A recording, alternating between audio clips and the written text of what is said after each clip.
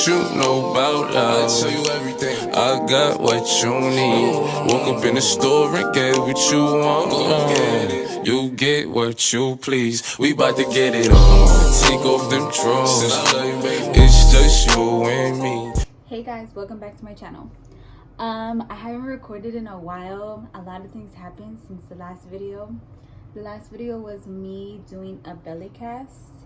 And what was I gonna do? After, I think I was gonna do like how the pregnancy went or whatever. I'm not exactly sure what I was gonna do, I can't remember. But shortly after that, I ended up having my baby. I'll put a picture of him right here. So this is just gonna be the labor and delivery video of how it all went, and how I experienced it and everything. So let's get into it. What date was it? I had him on the 10th, September 10th, 2020. That's his birthday. On the 9th is when I went into labor, or when I went into official labor. But a couple days before that, like I was contracting. I felt it. It wasn't super close, like they were pretty far apart, but I felt it. Like I really felt like it was time. And I had went in 2 days prior, before the 9th, and they told me that I was only 2 centimeters and I couldn't stay. Okay, and then I said like fine, whatever. I went home and I was just kind of dealing with the pain on my own. And then on the 9th, it was 3 in the morning actually. I really started to feel more pain. Like it started getting more intense, and it was like 30 minutes apart, and then at 4 o'clock it started being like 15-20, and then 5 it was like 10, and then once it hit 6 it was every 5 minutes, and I was just like, you know what, I can't. And so I told my mother-in-law, and she was like, okay, let's go. So I grabbed my stuff, we went in the car, and I went in there, and they would put me in the triage, which is like the area that you could check before they can even say that like you can stay and give you room. So they checked, and I was still only 2, but my contractions were every 5 minutes, and they were pretty hard. So at the moment when they said we were gonna keep you and induce you, I thought it was because my contractions were pretty close apart, but it ended up being because when they were monitoring my contractions, his heart rate would drop after every few contractions, which means what they told me, which means that my uterus is getting tired, like I can't be pregnant anymore. So they ended up inducing me. They gave me Pitocin, and they did check me for COVID first before they said that I can get in a room. And throughout that whole time, like, you have to be by yourself.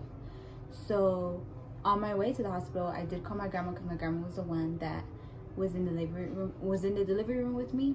She was there the whole time. I called my grandma, she came, and then once they said, okay, your COVID test is clear, and they gave me a room, she was able to come in the hospital and meet me there. Luckily they didn't have to check her, which is weird. I don't know why they would check me and not the person I'm bringing in either, but it doesn't matter. They didn't check her, they just checked me. And then what happened? So I got in a room, and then I was still feeling my contractions. I met my nurse, which is funny because the first nurse that I got, her name was Melissa, and that's my mom's name. I don't know, it's just funny. And then the second nurse that I got at the night, her name was Brianna, and obviously my name's Brianna. So it was just really funny. But so once I got in the room, I was still having contractions, and then they had checked me again once I got situated in the room, and I was 3. And I thought that I can't do this anymore, like it hurts too bad, right? So the lady was like, okay, we need to give you an IV first before you can get the epidural. I said okay.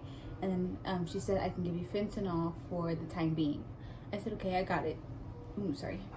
I got it, and it did help. It helped a little bit until I got the epidural. So it helped.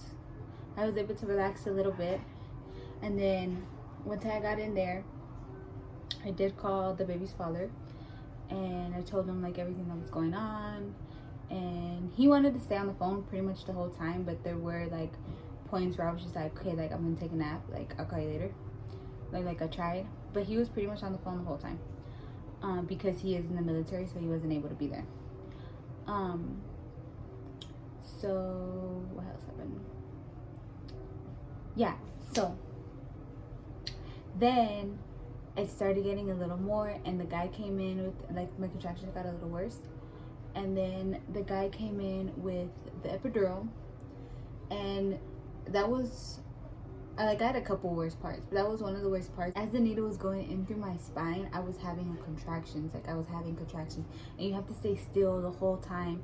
And the nurse was just trying to hold my shoulders, and I was just crying and crying and crying, because it just, like, and it felt like forever. It felt like he was taking forever to do it, and I was just like, dude, when are you gonna be done?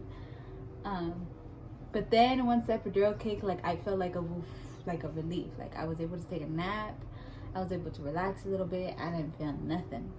And then even my legs started going a little numb. So then, let's see. After that, you know what's crazy is I really tried to record my labor and delivery, but I kind of had some problems. And then you're not allowed to record there, so all the nurses look at you weird. And even, like, some of them will tell you, like, no, you can't record. And I was just like, okay, whatever, I'm over it. So then, and then a couple hours later, they checked me again. I was at 5. I remember that. It's kind of hard to remember. It was a little bit ago, because he's 5 weeks now. Then they checked me again. I was able to relax, just letting everybody know what was going on, what was happening. Then at 7, they had checked me. No, and then they had checked me again, and I was 7, which was okay, cool. And then I started feeling more pressure in, like, my hip area, like my pelvic bone, and it just felt like really, really uncomfortable and just like a tight pain. Like a tight pain.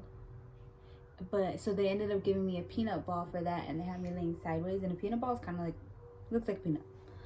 And they had me sideways, and I guess they were saying because it's the way the baby's positioned, so they were trying to get him to move to, like, fully be ready to come out.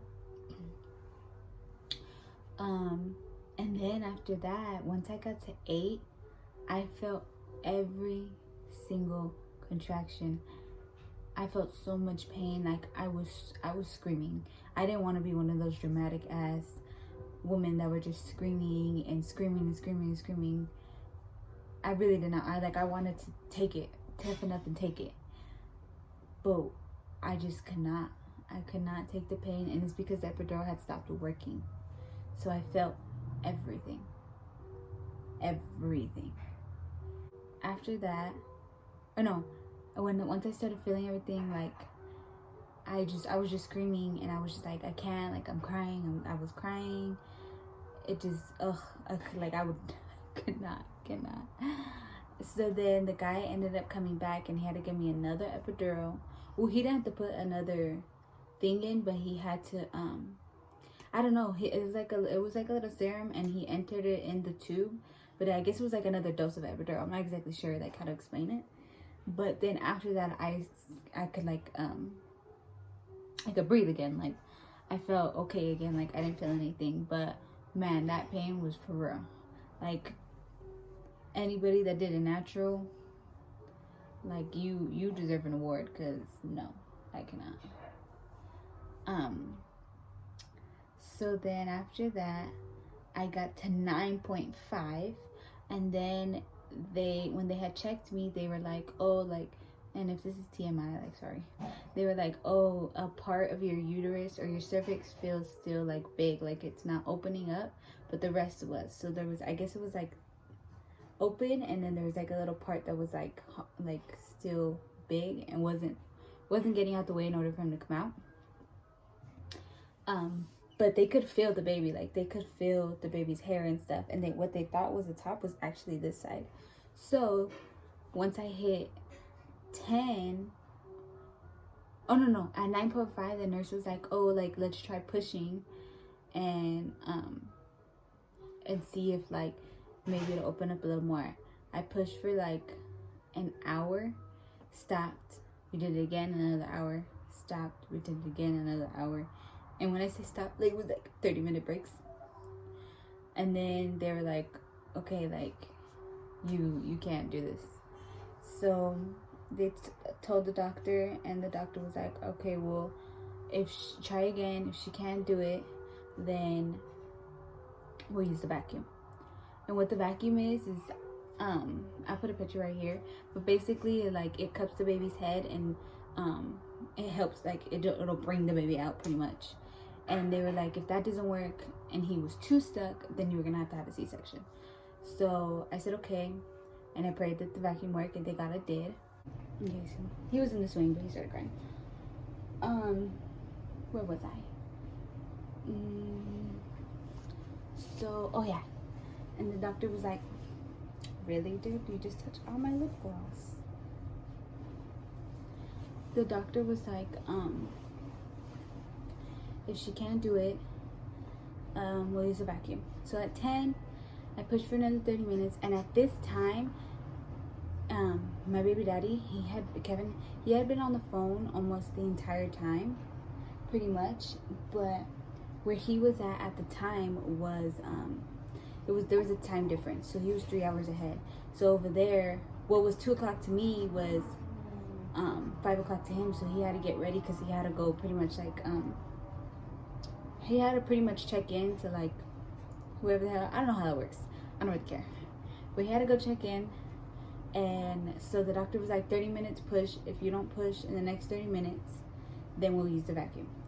So I told him that, and that's when he had to get off the phone to go check in. And we thought he was going to be back on time, but by the time the doctor had came in, could you not, the doctor got him out in like 5 minutes. It was ridiculous. But he was like, okay, you guys ready? And then, like, out of nowhere, a bunch of people started coming in. Like, a bunch of nurses came in, and they were like, okay, you're gonna push. And they were like, push, push, push. And then, and when I started pushing for those 30 minutes, the doctor had told him to cut off the epidural. So I still felt like, it wasn't that intense, but I still felt it. It wasn't like I didn't feel nothing. So, the doctor had told him to cut off the epidural. So then when he came in, they were like, push. So I pushed, but the whole time I was closing my eyes, and my grandma was watching. My grandma said that it scared her because the vacuum's like really scary to like watch when they're like, you know, the baby's so delicate. They have this soft spot right here, and it looked like he was like, the doctor was gonna break him. And but I didn't see anything because the whole time I was pushing, I was closing my eyes, and I breathed again, and I pushed and I closed my eyes because I was just so tired. Like, I almost passed out twice. So then after that, I felt like a big relief, like just everything coming out. And then the doctor had kind of like threw him on me, and I caught him. And even at that moment, I was like, oh my God, like, what do I do? And the nurses grabbed him, and I even didn't even want to let go. The nurses were trying to grab him. They were like, oh, you gotta let go. And I was like, okay. So then I let go, and I could hear him cry. And they were cleaning him off and, you know, checking him and everything. So what ended up happening is, usually babies that have the vacuum come out, they kind of have like a cone head. And he had already had a cone head from being stuck in my cervix for so long. And the vacuum ended up giving him kind of like a burn right here. So his head was all types of like messed up. And honestly, I got scared because I thought like he was going to have surgery or a helmet or have to stay in the hospital for a while. Like, it was scary. And he had that scar for, I want to say, about like 2 weeks. Then after those 2 weeks, it finally went away, and the scab pad came off and everything. So they cleaned him off. Then they gave him to me, and we did skin to skin right away. And then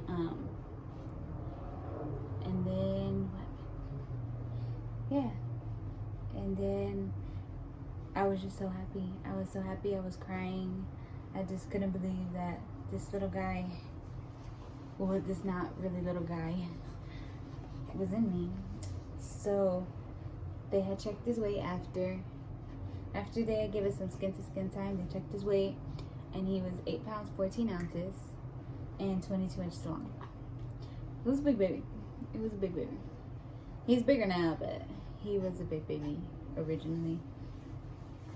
And then right after that, his dad called, and he was able to talk to him, and we were just both so happy.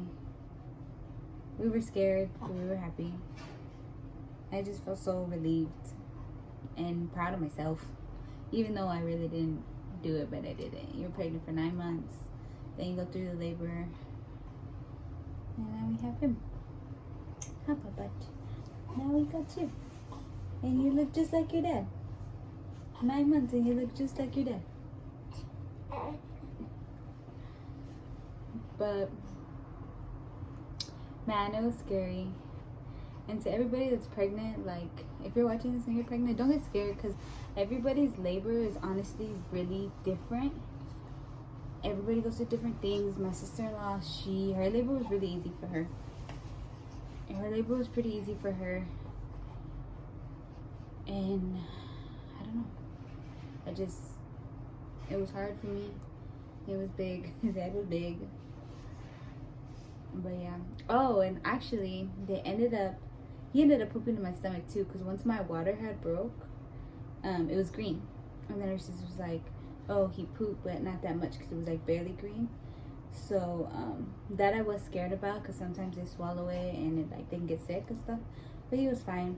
The only thing they were concerned about is if he had diabetes, because I guess babies that come out bigger that way, like on the big side, you know, that are over like 7 pounds, they usually come out with diabetes. So they checked him for diabetes like 3 times, but he's fine. He's a healthy, perfect baby. He's just big. And I was 5 something, barely 6. His dad was 8 pounds 3 ounces, I think, and his dad was 20 inches. Me, I want to say I was like 17 or something like that. I'm not exactly sure. So he's bigger than both of us, but that's where he gets it from. And then what else? Oh, and then they had me feed him, and I do breastfeed him. So the first time he fed, he actually latched on super good. Like from the very first moment that I fed him, he's always been a good eater. He knows how to suck, he knows how to latch, and he'll even take it from the bottle. Like, he knows what's what. He's a good eater. That second night we were there, he was cluster feeding a little bit, but they said that it was normal. He just wanted to be with me, which is fine. I don't care. I just wanted to be with him either. And I really couldn't even sleep like that. Like, even though my grandma was there and she would help me like take him so I could sleep, like I was like sleeping with one eye open. Like, it's just hard. And then my milk did come in 3 days later, if anybody's wondering. It came in, and he's a really good eater. I do produce like a pretty good amount of milk, so I don't really struggle with that. We don't struggle with that at all.